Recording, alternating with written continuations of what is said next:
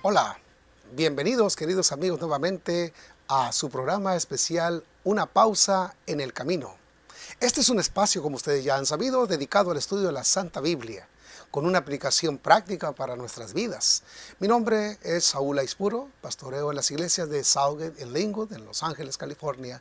Y es para mí un privilegio poder saludarles en esta ocasión, que vamos a continuar con nuestros estudios en la serie El Evangelio en Gálatas, la unidad del Evangelio, la importancia de la unidad. Pero para esto vamos a pedir la bendición de Dios. Oremos. Amante Padre, te agradecemos el privilegio y la libertad que nos das de abrir tu palabra con toda tranquilidad. En esta tranquilidad, Señor, te pedimos tu bendición y que al repasar, al estudiar este estudio podamos tener tu presencia. En el nombre de Jesús, amén.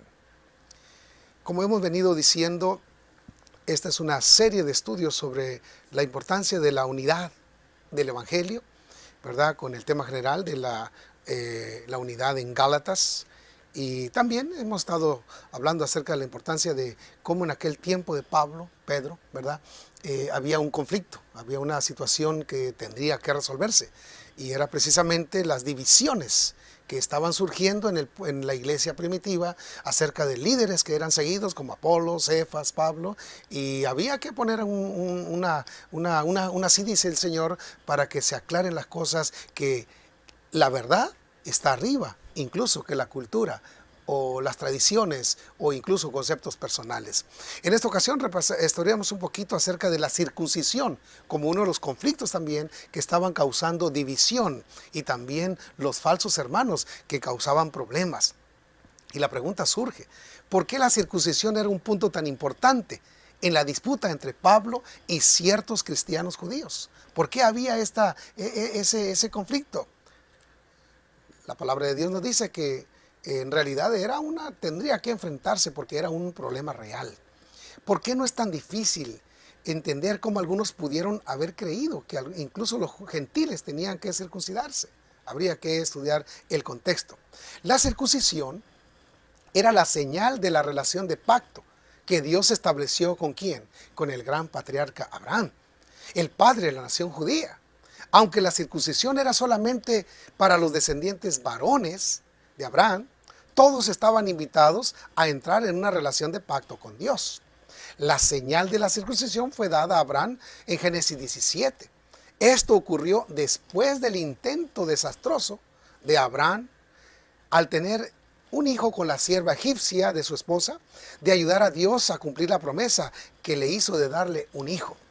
La circuncisión era una señal adecuada para el pacto. Era un recordatorio de que los mejores planes humanos nunca pueden lograr lo que Dios ha prometido. En otras palabras, no podemos ayudarle a Dios. No podemos mejorar los planes de Dios.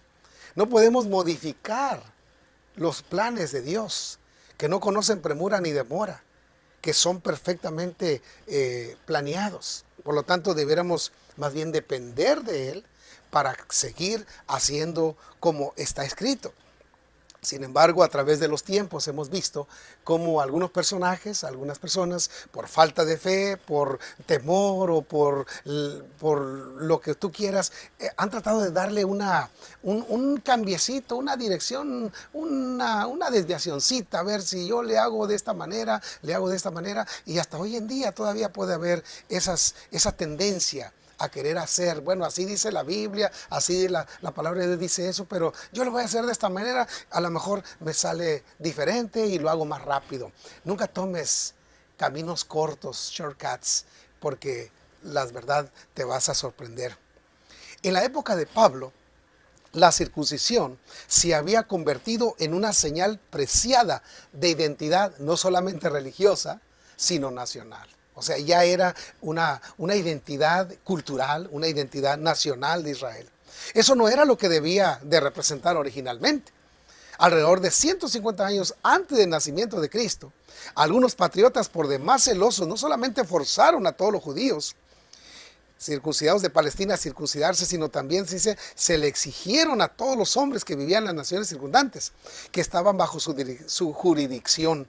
Algunos hasta creían que la circuncisión era un pasaporte para la salvación. Y allí yo creo que ya estamos metiendo en terreno delicado. La circuncisión no era una identidad de que la persona era salva. Era una identidad de que era precisamente de la nación judía, que era parte del pueblo de Dios. Pero hablando de salvación, eso habría que pensarlo diferente. Los hombres circuncidados no descienden a la ajena o al infierno, decía un comentario bíblico de aquel tiempo. Dice, los hombres circuncidados no van a ir al infierno. Según el diccionario, ¿verdad?, crítico exegético, un comentario exegético, página 172. Sería un error suponer que Pablo se oponía a la circuncisión misma. Lo que Pablo objetaba era la insistencia de que los gentiles debían someterse a la circuncisión para ver si de esa manera eran salvos. La circuncisión no tenía que ver con la salvación, porque la salvación era en Cristo, por la salvación, por el derramamiento de la sangre de Jesucristo, no por un acto de obediencia externa del hombre. Ni siquiera la obediencia a los mandamientos nos da salvación, menos la obediencia a la circuncisión. Realmente era por fe en los méritos de Cristo la salvación. Los falsos maestros decían, si no os circuncidáis conforme al rito de Moisés, no podéis ser salvos. Hechos 15:1. Si no cumplís con esta tradición de ser circuncidados como los judíos, aunque seas gentil, aunque seas griego, lo que sea, no te vas a salvar. Y ahora, hoy en día puede ser también un peligro, de que si tú no te portas de esta manera, te vas a perder. Si tú no haces como nosotros creemos, te vas a... Si tú no usas esta vestimenta, si tú no hablas de esta manera, comes de esta manera. Es importante el estilo de vida, y la Biblia habla del estilo de vida saludable, de la conducta correcta del creyente, del buen vecino, etc. Es importante y es el fruto realmente de la comunión con Cristo. Pero no es la salvación en sí. La salvación es 100% por los méritos de Jesús. La salvación es o solo por la fe en Cristo o por algo que se puede obtener mediante la obediencia humana. Por lo tanto, concluimos, la salvación es exclusivamente por los méritos de Cristo a través del derramamiento de su preciosa sangre. Quizás hoy en día el problema no sea la circuncisión, pero ¿con qué cosas, si las hay, luchamos como iglesia que se asemejan a este problema? Algunas veces el estilo de adoración, el plan de cómo vamos a hacer esto, cómo vamos a hacer los cultos, cómo vamos a hacer la música. A veces hay conflictos, podría haber conflictos en algunas otras cosas, y sin embargo está claro, en contra de la unidad, siempre lo más relevante será la palabra de nuestro Dios. Así que esos falsos maestros estarán a través de la historia hasta que Cristo venga. Por eso dice la palabra que en aquel día el Señor dirá, a algunos le dirá, bien hecho, buen siervo y fiel. En lo poco fuiste fiel, en lo mucho te pondré. Te basaste en una, está escrito.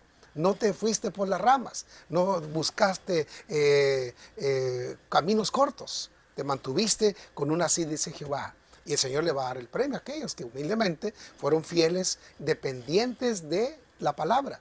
No de la cultura, no de la tradición, no de las costumbres, por más buenas o amables que parezcan, sino una, así dice Jehová.